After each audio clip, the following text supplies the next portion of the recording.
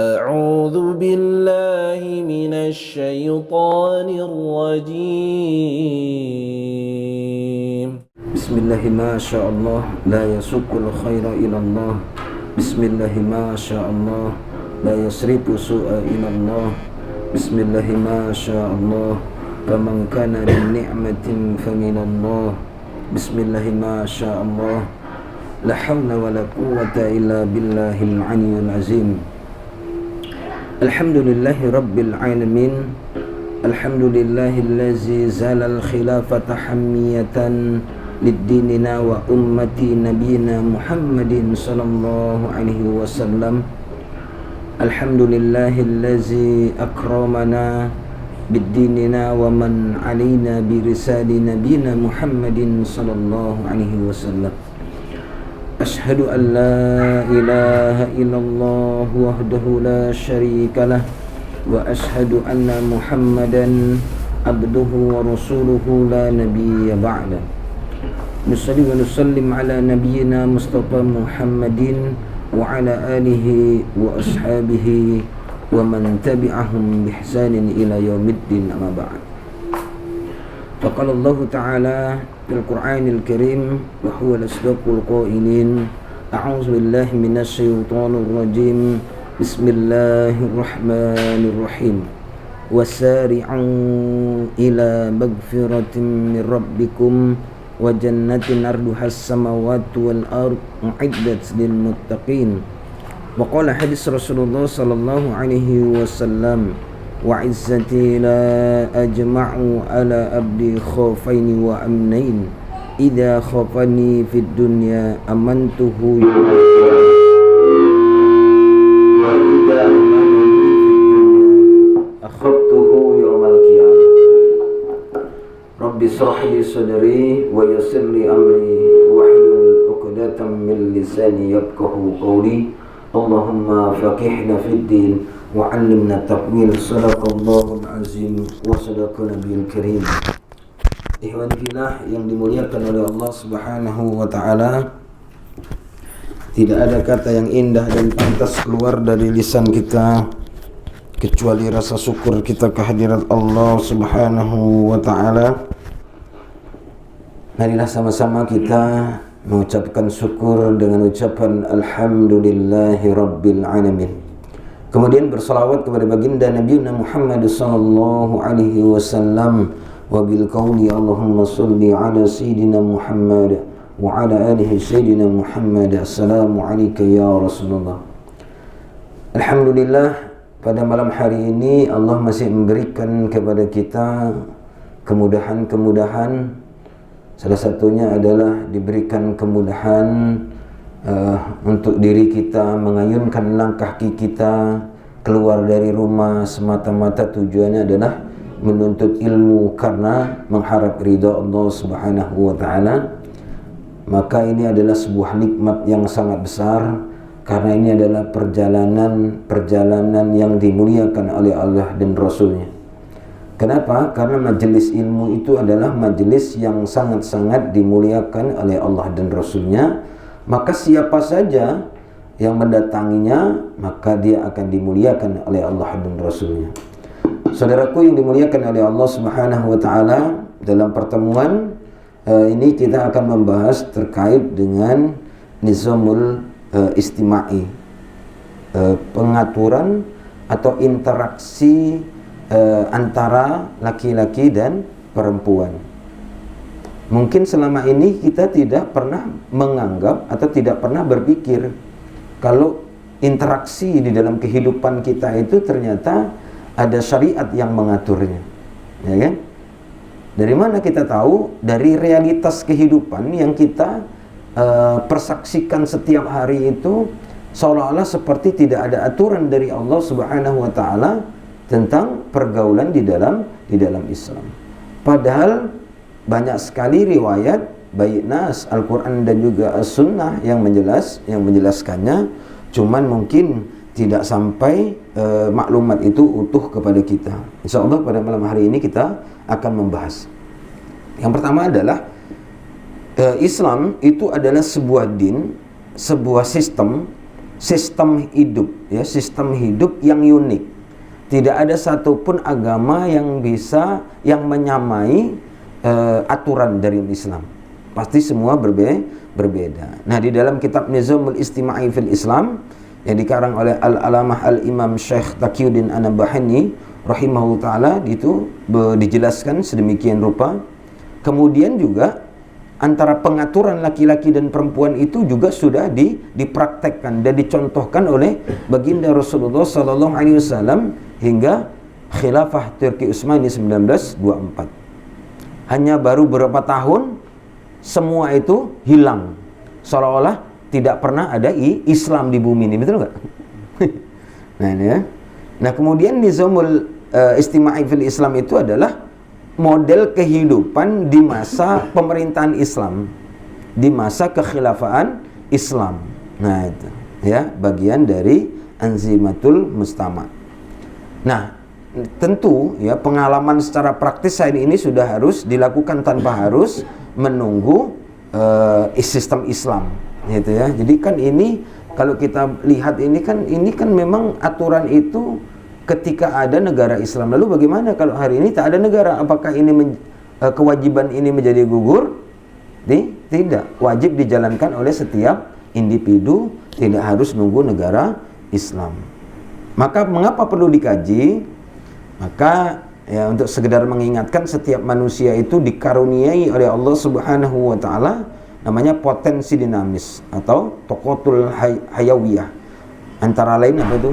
Ghorizatun na'u, ghorizah naluri, dan juga hajatul udawiyah. Nah, ini yang akan kita bahas ya.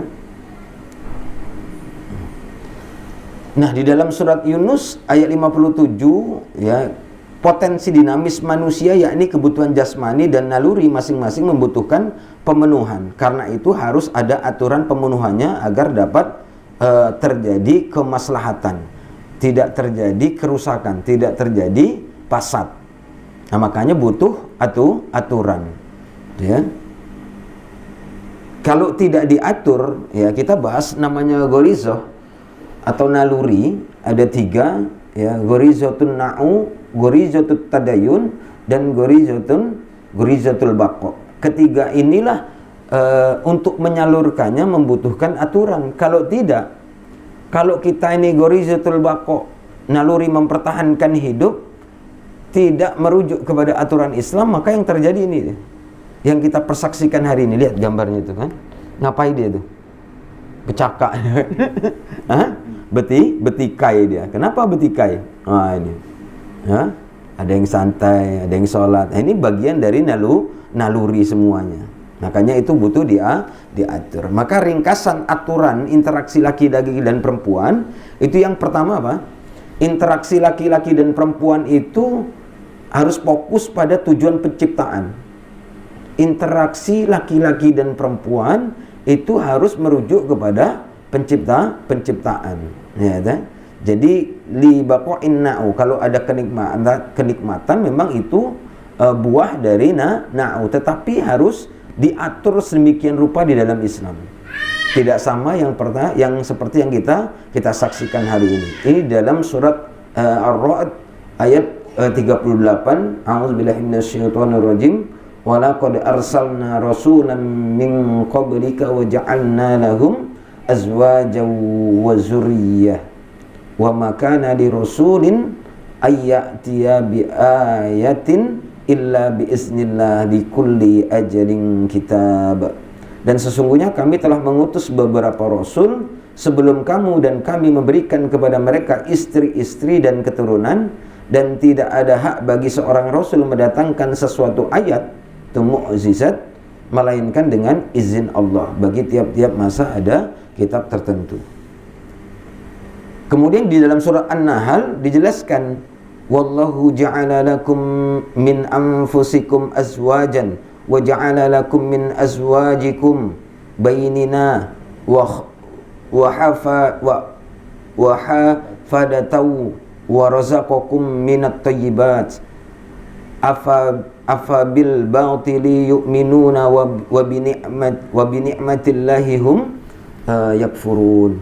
Allah menjadikan kamu bagi istri-istri dan dari jenis kamu sendiri, dan menjadikan bagimu dari istri-istri kamu itu anak-anak dan cucu-cucu, dan memberimu rizki dari yang baik-baik, maka mengapakah mereka beriman kepada hal yang batil dan mengingkari nikmat Allah Subhanahu wa taala. Jadi sudah diberikan kenikmatan, tetapi kebanyakan manusia itu justru dia beriman kepada sesuatu yang batil. Yang kedua adalah hukum asal wanita dan pria itu terpisah, infisol. Hukum antara wanita dan pria itu hukum asalnya itu infisol, terpisah. Dia tidak boleh campur baur, kecuali nanti ada dalil yang membolehkan. Jadi tidak boleh bertemu kecuali ada hajat syar'i, seperti haji, jual beli, belajar dan lain-lain. Boleh bertemu, boleh berinteraksi, itu apa? Yang dibolehkan syariat tadi itu. Seperti apa? Haji itu boleh. Ya, kita bercampur itu haji. Kemudian jual beli, penjualnya laki-laki, pembelinya perempuan boleh, atau penjualnya perempuan, pembelinya laki-laki.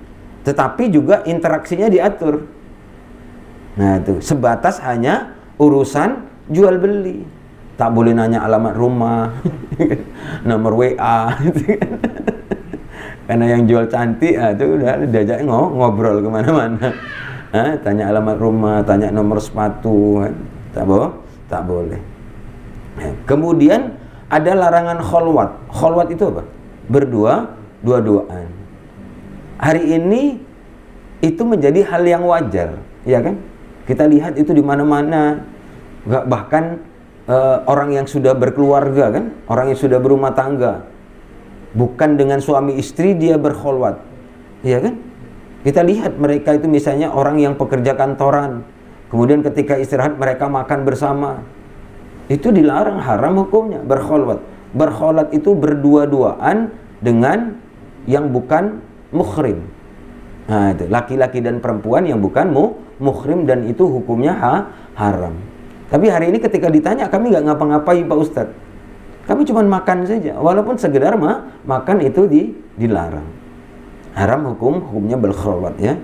Kemudian ketentuan kehidupan baik dalam kehidupan umum maupun kehidupan khusus. Nah, ini dalilnya di surat An-Nur ayat 27. Kemudian fakta hukum syara dan pergaulan dalam masyarakat Islami atau status saksi perempuan dalam peradilan, dan itu semua adalah diatur sedemikian rupa di dalam Islam. Nah, di dalam surat An-Nur ayat 27, ya ayyuhallazina amanu la tadkhulu buyutan ghairu buyutikum hatta tasta'nisu wa tusallimu ala ahliha zalikum khairul lakum la'allakum tazakkarun. Hai orang-orang yang beriman, janganlah kamu memasuki rumah yang bukan rumahmu sebelum meminta izin dan memberi salam kepada penghuninya, yang demikian itu lebih baik bagimu agar kamu selalu ingat. Ini bayangkan, kita bertamu saja memasuki rumah, ya, rumah orang lain, ketika bertamu itu, ketika tidak dipersilakan itu tak boleh masuk. Hari ini kan biasa kan, apalagi sudah dekat biasa, keluar masuk, kadang masuk kamar, ruang privat sama sekali ya, dimasukin juga ke dapur gitu kan. Padahal itu tidak boleh. Selama tidak mendapatkan izin dari orang di rumah itu, maka itu haram hukumnya. Ya. Kemudian hari ini ketika bertamu mengucapkan salam itu bisa berulang-ulang kan, dan itu berteriak-teriak lagi kan. Nah, itu dalam Islam tidak boleh, dilarang. Nah, itu mengucapkan salam sebatas 3 kali, tak boleh 4 kali. Ketika 3 kali tidak dijawab, maka kita harus pergi. Jangan keliling rumah, buka jendela, lihat dapur. Kan itu yang terjadi hari ini kan. Nah, itu. Betul tidak? Nah, itu apalagi yang tukang ngantar-ngantar apa barang itu apa namanya? Kurir. Ya, kurir. Kurir itu kan gitu kan. Sama sekali itu melanggar semua syariat Islam, dan itu haram hukum. Ya, dia bekerja bukan mendapatkan pahala, justru dia dapat dosa. Kan begitu kan? Ya, teriak-teriak, buka pagar sendiri, padahal tak boleh memasuki ruang pagar. Kalau terkunci tak boleh masuk. kecuali ada izin dari orang rumah tadi itu. Kalau kurir itu kan bebas, buka pagar, masuk, gedor-gedor pintu, gedor-gedor jendela, ya kan? Nah itu ya. Jadi kalau misalnya ada saudara kita yang bekerja sebagai kurir, ya harus dipahamkan, gitu ya. Saya yang sudah letih, tak dapat pahala. Nah itu ya. Ya, jadi kalau memasuki rumah orang itu kita harus meminta izin terlebih dahulu. Kalau tidak diizinkan maka kita tak boleh masuk. Ya. Kemudian yang ketiga adalah laki-laki dan perempuan itu mempunyai hak dan kewajiban yang sama kecuali ada dalil yang mengkhususkan. Ini yang sama-sama itu dalam surat Al-Hujurat ayat 13. Kemudian beban keimanan itu sama, balasan akhirat sama, tolong menolong sama. Pengecualinya itu adalah haid, nifas, jihad, kerja, poligami, PS, poliandri, atau waris, hukum waris. Ini pengecualinya. Nggak ada laki-laki dan laki-laki itu haid, nifas itu tak ada. Yang haid itu hanya wanita. Ya kan? Kenapa laki-laki kok nikah sama laki-laki? Ya kan? Kan dia sudah mahram. Ngapain harus pernikahan? Yang nikah itu bukan mahram, itu laki-laki dan perempuan supaya jadi mahram. Kalau laki-laki lamin laki-laki itu sudah mahram. Kalau dia wudhu bersentuhan nggak batal, ngapain dia nikah untuk jadi mahram? Apa homoseksual kan dia nikah supaya mahram. Astagfirullah. Ya. Jadi antara laki-laki dan perempuan itu taklif hukumnya sama kecuali ada dalil yang tadi itu pengecualiannya. Inilah dalil pengecualiannya ya. Jihad itu tidak wajib bagi laki-laki. Kerja tidak wajib. Nah, laki-laki tak boleh, perempuan tak boleh poliandri. Kalau laki-laki boleh poligami. Jangan dianggap disamaratakan, hukum itu sama antara laki-laki dan perempuan. Hari ini bahasa kampanyenya kapitalis itu apa? Orang sekuler tadi, kesetaraan gender. Antara laki-laki dan perempuan itu derajatnya sama, tak boleh bedakan. Kalau laki-laki boleh menjadi imam, maka perempuan juga harus boleh menjadi imam. Nah, itu. Dan itu sudah terjadi. Bayangin, antum mau diimami perempuan? Bahaya, nanti kita nikah keluarga, di kakak itu, di kartu keluarga yang pertama istri antum nanti sebagai keluarga. Nah itu kan bahaya kan, melawan kodrat, melawan fitrahnya sebagai manusia. Kerja perempuan tidak wajib, hukumnya mubah. Kalau dia kerjanya untuk membantu suami, maka dia berpahala, dihitung bersedekah. Tapi dia harus tahu menjaga kehormatannya. Dia harus paham bagaimana cara menutup aurat. Dia paham interaksi laki-laki dan perempuan di tempat dia bekerja. Kalau tidak, itu isinya maksiat semua nanti. Ya, jadi bagi istri yang kerja itu dipahamkan. Itu ya.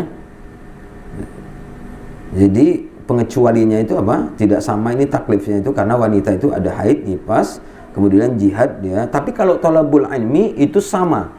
Derajatnya, wajibnya laki-laki dan perempuan itu sama-sama wajib thalabul ilmi. Jadi kita tak boleh menghalangi istri kita itu untuk dia menuntut ilmu, mengkaji agama. Justru dia harus didorong karena itu kewajiban. Kalau kita larang dia, maka sama seperti kita melarang Allah memberikan beban hukum kepada istri kita. Nah itu, berarti kita ini membangkang perintah Allah Subhanahu wa Ta'ala. Dakwah juga begitu. Laki-laki itu punya kewajiban dakwah, perempuan juga sama. Yang membedakan hanya haid, nifas, jihad, kerja, antara poligami, PS, poliandri. Hukum waris tak sama. Antara laki-laki menerima waris dengan perempuan itu berbeda. Nah itu ya, itu yang membedakan. Kemudian aktivitas kaum wanita, ya, tupoksi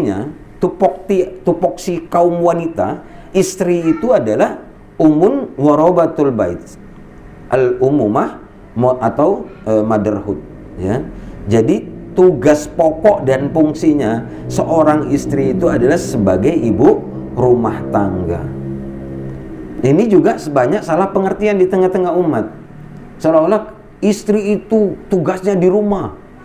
Kemudian istri thalabul ilmi dilarang, istri dakwah dilarang, biar suami saja. Enggak bisa. Dia punya kewajiban tersendiri.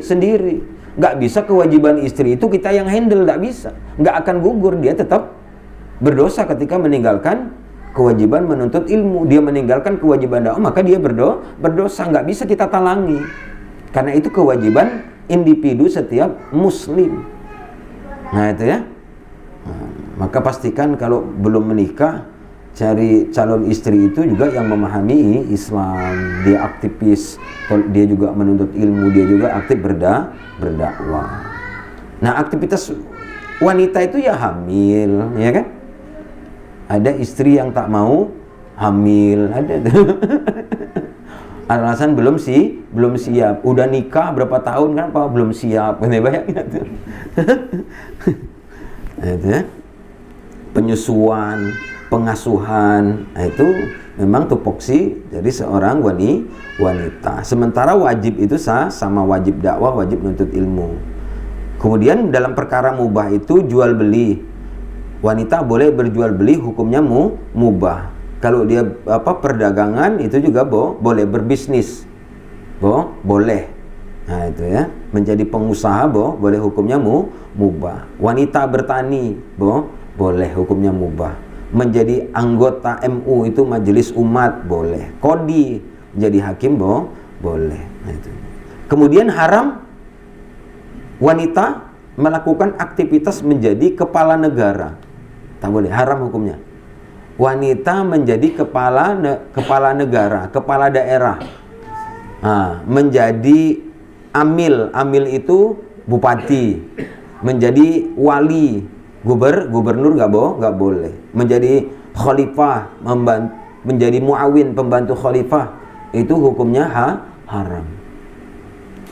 Ya kan? Tapi kita lihat hari ini ketika pemilu itu justru partai Islam itu mengusung calon itu perempuan, betul nggak?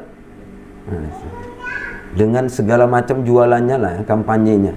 Padahal haram hukumnya, tak boleh.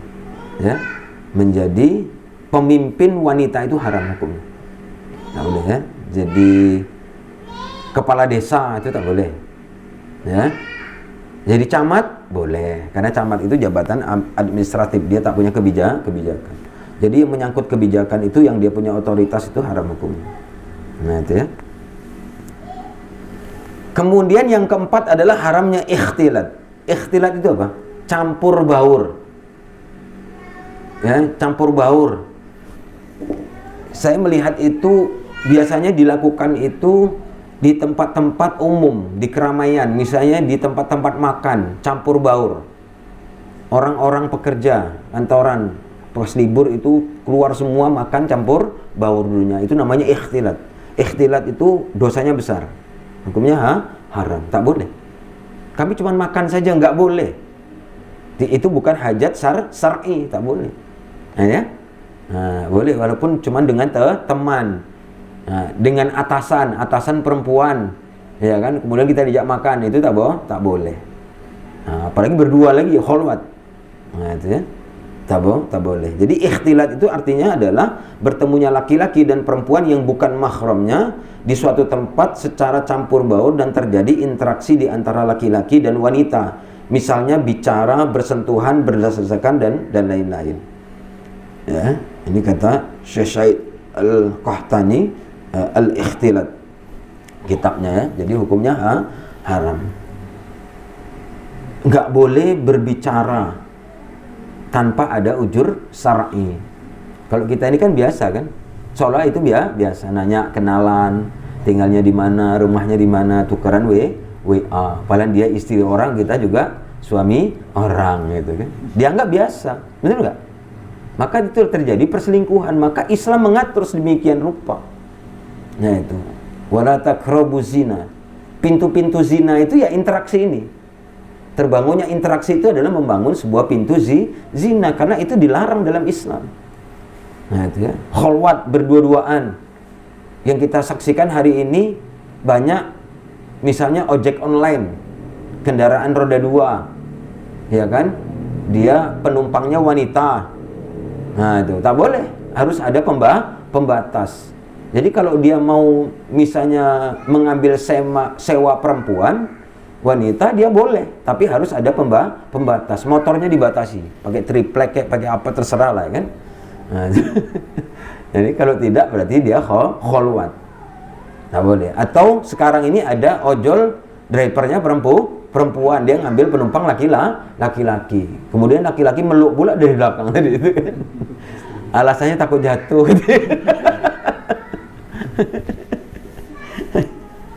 Apalagi drivernya cantik pula gitu. Ya, itu adalah bagian dari pintu zina.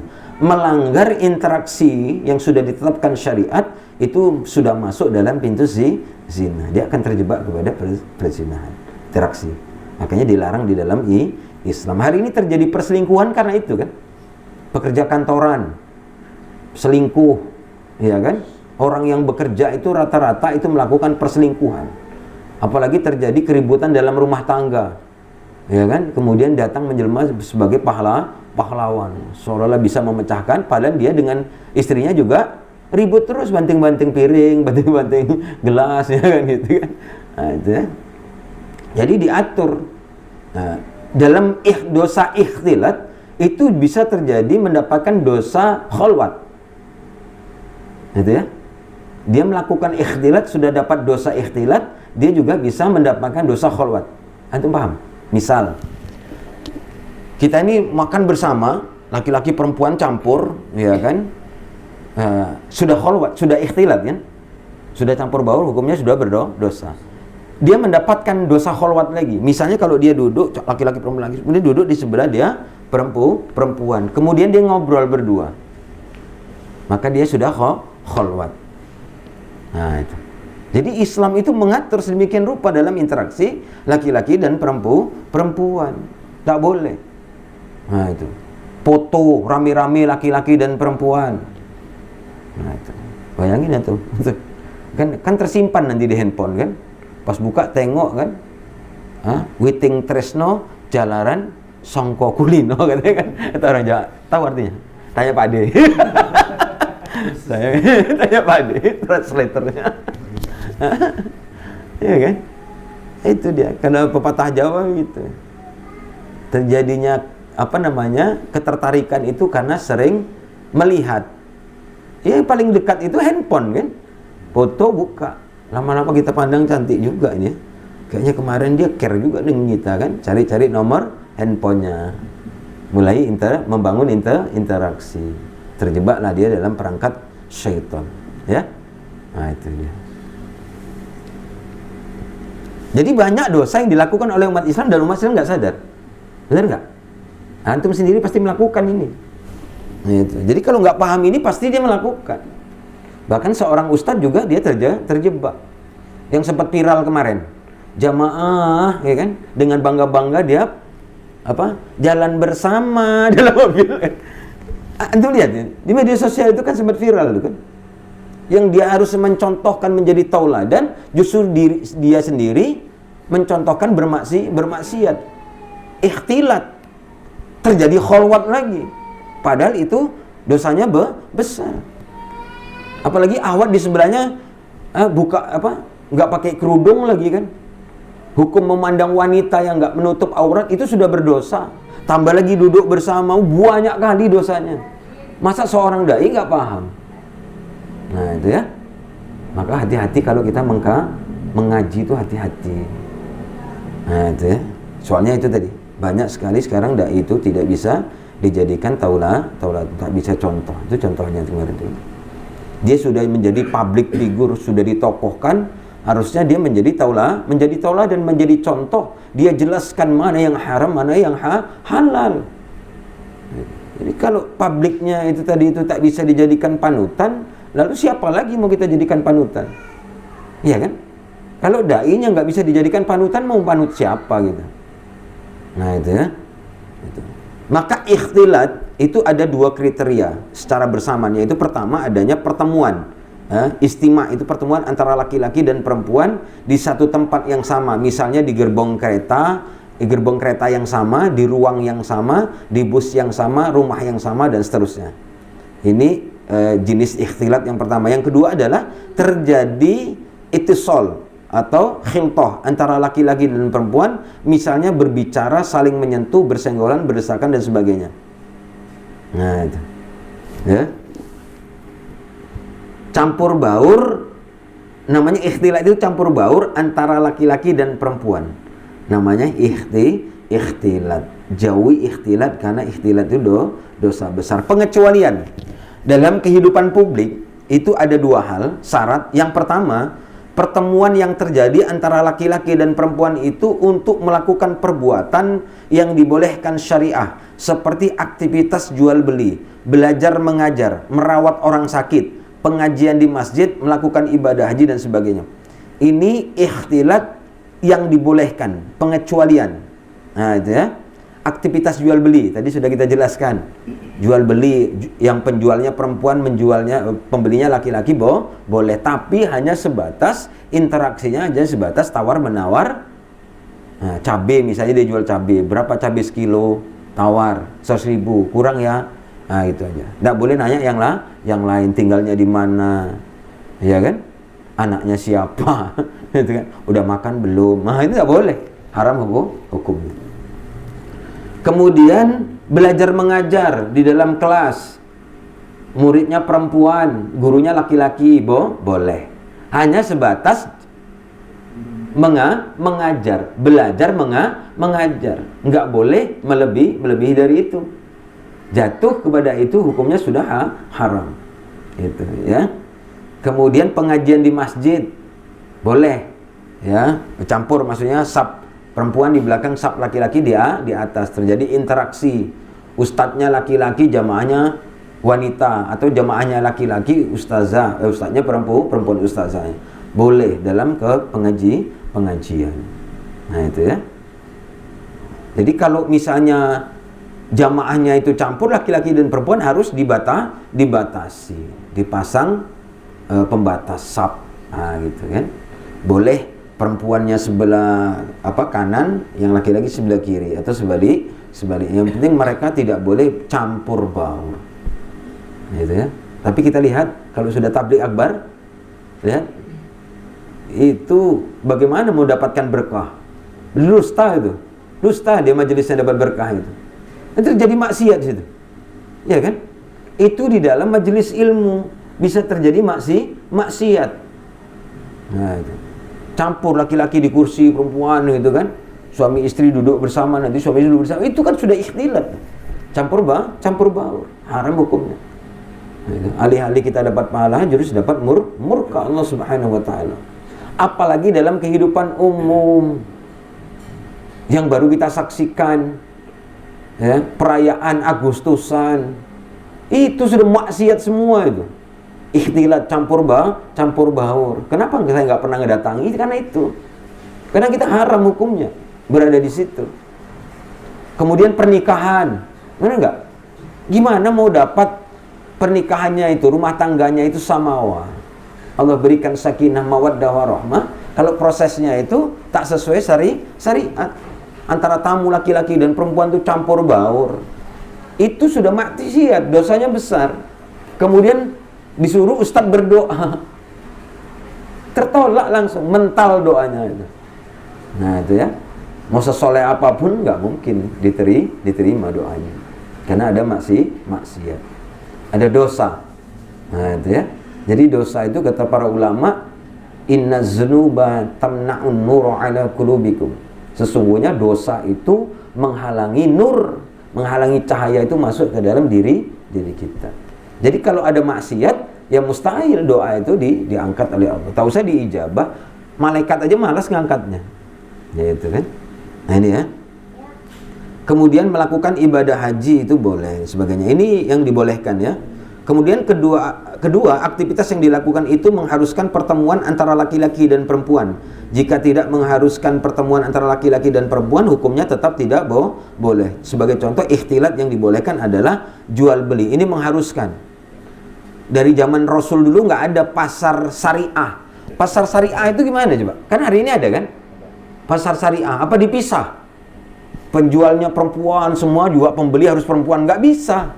Kalau udah bisa, itu sudah dilakukan oleh baginda Rasulullah SAW dan para sahabat. Tapi itu tak bisa. Maka yang paling dibenci oleh Rasul itu adalah pasar, karena nggak bisa diatur, terjadi campur baur ikhtilat. Tapi itu tetap dibolehkan. Maka disitulah seluruh jin, syaitan, iblis itu ngumpul semua di sana. Maka ketika masuk pasar itu Rasul mengajarkan agar kita berdoa, dan doanya itu pahalanya besar. Nah itu karena disitulah pertarungan iblis syaitan. Ya kan? Tengok antum di pasar itu, mak pakai kerudung tapi pakai daster, ya kan? Bayangin, dia pakai jilbab tapi sebatas lutut. Bayang, pakai daster, pakai kerudung, kerudungnya cuma nyangkut di leher, iya kan? Wah, bayangin, maksiat semua isi. Nah, di situ luar biasa mengerikan. Sama di mall juga begitu kan? Maka tempat yang paling males saya datangi itu dia. Jadi kalau saya ngantar istri ke pasar itu, ya saya di motor biasanya, nunggu aja di motor. Nah itu, karena berat kan?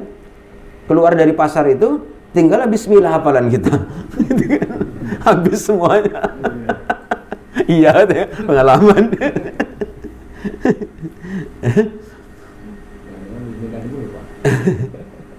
Merawat orang sakit, dokternya laki-laki, yang diperiksa pasiennya perempuan, boleh.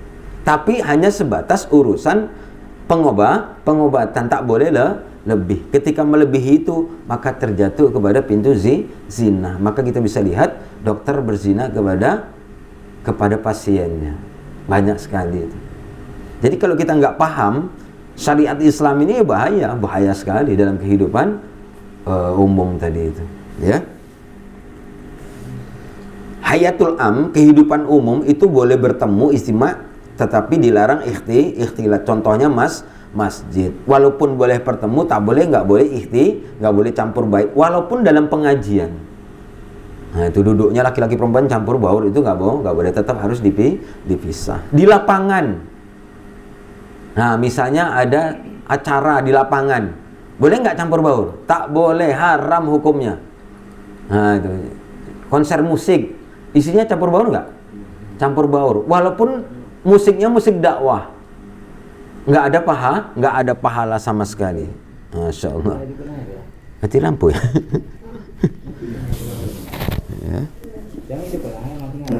Ya.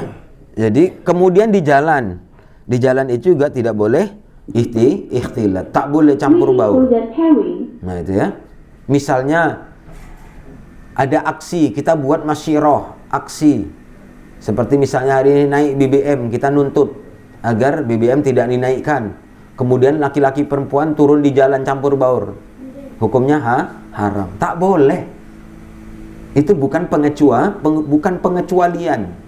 Nah itu ya, itu dalam kehidupan umum tetap diatur, gitu ya. Jadi kalau antum lihat ada sekelompok jamaah ketika masyirah, sapnya rapi, dibagi antara sap laki-laki dan perempuan itu berbeda, nah itulah yang benar. Pasti antum menyaksikan itu, ada kelompok dulu yang sering membuat masyirah. Nah itu ya, nah, itulah contohnya yang benar ketika terjadi menjalani kehidupan di umum tadi itu ya. Kemudian hayatul khos, ke dalam kehidupan khusus, tidak boleh bertemu dengan laki-laki ajnabi, laki-laki asing, tak boleh. Yang bukan mahram muhrim itu tak boleh, hanya dengan mahram dan sesama jenis wanita. Tempatnya khusus, harus izin kalau mau masuk. Dalilnya apa? Di surat An-Nur ayat 27. Misal istri pas suaminya tak ada, kemudian ada datang tamu laki-laki, maka dia tak boleh menerima tamu laki-laki. Tak boleh, laki-laki asing. Nah itu, walaupun saudara sepupu itu bukan mahram, haram hukumnya, tak boleh. Tapi hari ini itu kan kayak menjadi kebiasaan kan, sepupuan bergelut, padahal dia sudah balik, haram hukumnya. Nah itu kan, jadi bukan berarti sesuatu yang sudah biasa terjadi itu lalu itu halal, boleh, tidak. Jadi kita harus paham tentang kehidupan khusus tadi itu ya. Jadi tak boleh bertemu laki-laki asing, ajnabi yang bukan mahram itu tak boleh. Dengan alasan apapun tak boleh. Dalam kehidupan khusus tak boleh. Menerima tamu tak boleh. Nah itu kan.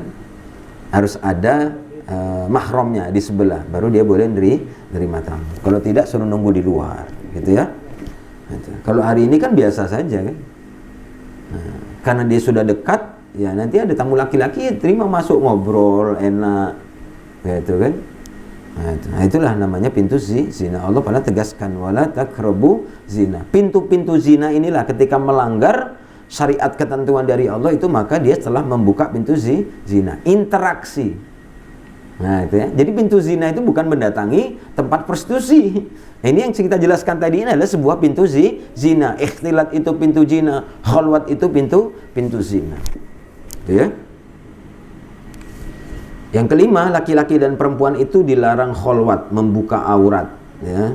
Kemudian harus menundukkan pandangan. Ini dalam surat Al-Ahzab ayat 59 dan ayat 33. Ini contoh larangan membuka aurat, larangan khalwat, kemudian juga harus menundukkan pandangan.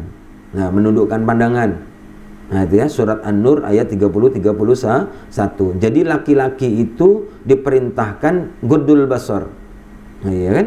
Ya guddu min absarihim. Perintahnya itu menundukkan pandangan. Kemudian wanitanya itu diperintahkan untuk menutup aurat. Tidak boleh tabaruj. Tabaruj itu apa? Menampakkan perhiasan. Tak boleh. Hukumnya haram. Ini adalah pintu-pintu ketika dibuka maka terjadilah pintu zina. Tabarus itu dandan berlebihan, wanita pakai apa namanya, merah-merah bibir tuh, sampai merah kurang merah gitu kan. Pokoknya mengundang perhatian laki-laki. Memakai parfum berlebihan itu juga tabarus. Tak boleh ya. Nah, itu. Ini larangan tadi itu. Wajib menutup aurat. Sesungguhnya anak perempuan apabila telah haid tidak dibenarkan terlihat darinya itu kecuali wajah dan kedua telapak tangannya sampai persendian. Ini pergelangan tangan. Selebihnya itu adalah aurat. Wajah dan tangan tidak aurat, dan ini sudah qat'i. Karena Al-Qur'an dalilnya.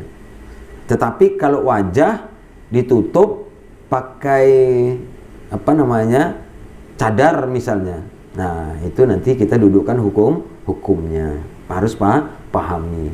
Karena perintahnya itu apa yang boleh tampak dari wanita itu hanya wajah dan kedua telapak tangan. Jadi ketika perempuan itu keluar dari rumah tampak wajah dan telapak tangan, maka dia sudah gugur kewajiban.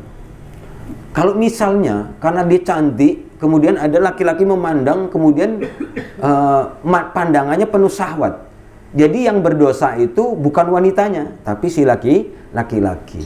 Jadi wanita itu ketika dia sudah sempurna berpakaian, dia tidak berdosa. Ya, clear ya? Jadi kalau nggak pakai cadar juga tidak apa-apa. Nah itu ya. Karena dia sudah menutup, sudah sempurna auratnya. Ya, larangan khalwat ini dalam hadis Rasulullah SAW. Kemudian kewajiban memakai khimar. Khimar ini kerudung. Nah itu ya, penutup kepala. Kemudian jilbab itu adalah pakaian. Nah itu ya, ini dalam surat Al-Ahzab ayat 59. Hai Nabi, katakanlah kepada istri-istrimu, anak-anak perempuanmu dan istri-istri orang mukmin agar hendaklah mereka mengulurkan jilbabnya ke seluruh tubuh mereka. Yang demikian itu supaya mereka lebih mudah untuk dikenal. Karena itu mereka tidak diganggu. Dan Allah adalah Maha Pengampun lagi Maha Penyayang. Mereka tidak akan diganggu. Coba kita ini sering ya dibuat seperti apa namanya, percontohan antara dua wanita berjalan, yang satu dia tidak menutup aurat, yang satu menutup aurat. Ketika lewat itu yang digoda laki-laki yang mana? Pasti yang membuka aurat, pasti. Ya kan? Yang nutup aurat negur saja tak berani. Pakai jilbabnya syar'i gitu kan, pakai khimar, bahkan negur saja orang tidak berani. Jadi yang diganggu ini, jadi tujuannya pakaian jilbab itu adalah pakaian terusan. Nah itu ya. Hari ini salah kaprah, jilbab itu kerudung. Kerudung itu khimar. Jilbab itu adalah pakaian terusan, jubah. Nah, gitu ya. Jadi jangan salah kaprah. Perintahnya itu apa? Supaya laki-laki itu tidak mengganggu, gitu ya. Nah, ini dalilnya, jilbab itu baju di luar rumah. Jilbab itu baju di luar rumah. Ketika dia keluar dari rumah menuju kepada kehidupan umum, maka dia wajib ketika sudah balik, wajib dia menggunakan jilbab. Pakaian longgar terusan. Nah, itu ya. Kalau dalam rumah ya bebas, selama tidak ada laki-laki asing dalam rumah itu, maka dia boleh membuka aurat. Tapi dalam kehidupan umum haram hukumnya. Ini dari Ummu Atiyah. Hadis Rasulullah SAW memerintahkan kepada kami untuk keluar pada hari Fitri dan Adha, baik gadis yang menginjak akil balik, wanita yang sedang haid, maupun wanita-wanita pingitan. Wanita yang sedang haid tetap meninggalkan sholat, namun mereka dapat menyaksikan kebaikan dan dakwah kaum muslimin. Aku bertanya, wahai Rasulullah, salah seorang di antara kami ada yang tidak memiliki jilbab. Rasulullah menjawab, hendaklah saudarinya meminjamkan jilbabnya kepada mereka. Ini saking kewajibannya. Berarti kalau dia nggak punya jilbab, maka dia tidak boleh keluar rumah. Jadi jilbab itu adalah pakaian luar wanita, pakaian yang gombrong. Nah, itu ya, pakaian yang longgar, sehingga tidak terdapat lekuk tubuh dari seorang wanita. Tapi hari ini kan kita lihat tuh, dia pakai kerudung, tapi pakaian gamisnya itu ketat, sehingga terdapat banyak tumpukan, di mana-mana tumpukan, karena lemaknya banyak kan, numpuk sana sini. Ya Allah ya Rabb, benar nggak? Wah, celananya legend. Wah, sampai ketat, kurang ketat, ya kan, sampai jerit-jerit tuh paha betisnya tuh kan. Kalau dia jerit bisa ampun-ampun itu kan. Ya. Jadi sekalipun dia menutup aurat, dia tetap berdosa. Selama lekuk tubuhnya kelihatan, walaupun dia tertutup auratnya, nggak terbuka, ya, karena dia tidak sempurna dengan syariat. Jadi nggak boleh melanggar syariat. Ini ketentuan yang sudah qat'i, nggak boleh diakal-akali. Ini tak ada ilatnya, tak ada. Sudah ikuti saja, gitu ya. Tak boleh pakaian yang transparan, longgar tapi transparan, ya nggak boleh. Ya, hukumnya haram. Nah, itu ya. Kemudian kewajiban godul basar, ya. Kulil mu'minina yaguddu min absarihim, ya. Jadi katakanlah kepada setiap orang mukmin itu agar menundukkan pandangan, ya. Dalam Musnad Ahmad disebutkan Rasulullah SAW bersabda, pandangan adalah panah beracun dari panah-panah iblis. Barang siapa yang menundukkan pandangannya dari keelokan wanita yang cantik karena Allah, maka Allah akan mewariskan dalam hatinya manisnya iman sampai hari kiamat. Itu ya. Baik, saudaraku yang dimuliakan oleh Allah Subhanahu wa taala, inilah tentang dalil-dalil pengaturan atau interaksi laki-laki dan perempuan, ya. Insyaallah kita sudah pahami, maka tak boleh kita langgar lagi. Kalau dulu kita lakukan ini karena ketidakpahaman, insyaallah dengan taubatan nasuha Allah akan ampuni. Tapi setelah paham, kita tak boleh melanggar. Baik, seperti biasa, ya, sebelum kita tutupkan, silakan kalau ada yang mau kita diskusikan, tafadhol. Oh gitu, boleh. Baik, karena permintaan panitia ditutup dulu biar bisa ngopi mungkin, ya. Bisa ngopi, ya, bisa makan kue. Baik, saudaraku yang dimuliakan oleh Allah Subhanahu wa taala, semoga materi ilmu yang kita sama-sama kita kaji pada malam hari ini betul-betul bisa kita pahami, kemudian kita amalkan dalam kehidupan kita sehari-hari. Amin ya rabbal alamin. Baik, sama-sama kita baca hamdalah. Alhamdulillahi rabbil alamin. Kita baca doa tasbih kafatul majlis. Subhanakallahu wa bihamdika asyhadu an la ilaha illa anta astaghfiruka wa atubu ilaik. Assalamualaikum warahmatullahi wabarakatuh.